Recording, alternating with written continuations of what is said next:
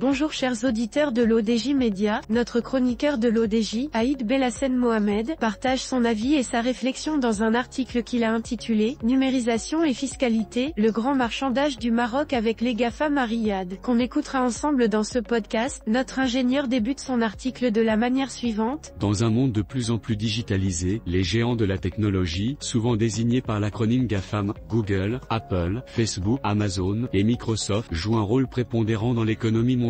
Cependant, leur influence croissante pose également des défis réglementaires et fiscaux majeurs, particulièrement dans les pays en développement comme le Maroc. Réunis à Riyad, sous l'égide du Conseil des ministres arabes de la communication de la Ligue arabe, des représentants de plusieurs nations arabes, dont le Maroc, se sont engagés dans des pourparlers cruciaux visant à dompter ces colosses du numérique. Notre chroniqueur approfondit sa réflexion de la manière suivante. Le royaume prend les devants pour protéger ses intérêts. Ces négociations s'inscrivent dans une tentative de créer un cadre fiscal et réglementaire adapté aux spécificités des économies arabes. Le Maroc, en participant activement à ces discussions, cherche à balancer entre l'ouverture nécessaire pour attirer les investissements technologiques et la protection de son espace économique et culturel contre une éventuelle hégémonie numérique. Ce n'est pas simplement une question de fiscalité, c'est aussi une question de souveraineté et d'autonomie culturelle dans un monde numériquement connecté. La participation du Maroc à ces discussions est guidée par des objectifs stratégiques définis par le ministère de la Jeunesse, de la Culture et de la Communication. L'un des principaux objectifs est d'assurer que les entreprises de la sphère GAFAM contribuent équitablement aux caisses de l'État marocain, reconnaissant ainsi l'importance du marché marocain dans leurs opérations globales. Le gouvernement marocain vise également à canaliser ses contributions pour dynamiser et diversifier son secteur médiatique, renforçant ainsi sa compétitivité dans une économie mondiale où le contenu numérique est roi. Toutefois, cette démarche n'est pas exempte de défis. La régulation de géants du numérique qui bénéficient d'une architecture globale sophistiquée pour optimiser leurs obligations fiscales, nécessite une coopération régionale, voire mondiale, pour être efficace. De plus, la lutte contre la désinformation et la surveillance des contenus inappropriés pose des questions éthiques et techniques complexes, surtout quand elles intersectent avec les normes de la liberté d'expression. À terme, le Maroc ne cherche pas seulement à taxer ses entreprises, mais aussi à instaurer des partenariats stratégiques. L'idée est de bénéficier des retombées technologiques et publicitaires, transformant ainsi ces interactions en un levier de développement durable. Ce modèle de coopération pourrait servir de référence à d'autres nations en quête d'équilibre entre croissance économique et indépendance numérique. L'auteur conclut son article en ces mots. Le pari du Maroc est ambitieux, intégrer les flux mondiaux de la technologie et de l'innovation tout en préservant ses intérêts nationaux. Les résultats de ces négociations détermineront non seulement le paysage fiscal et réglementaire marocain mais aussi la place du Maroc sur l'échiquier numérique mondial. Ceci met en lumière une interrogation fondamentale: peut-on vraiment réguler des entités aussi puissantes que les géants du numérique, ou le Maroc est-il destiné à jouer selon les règles qu'il dicte? Rédigé par Aïd Belhassen Mohamed.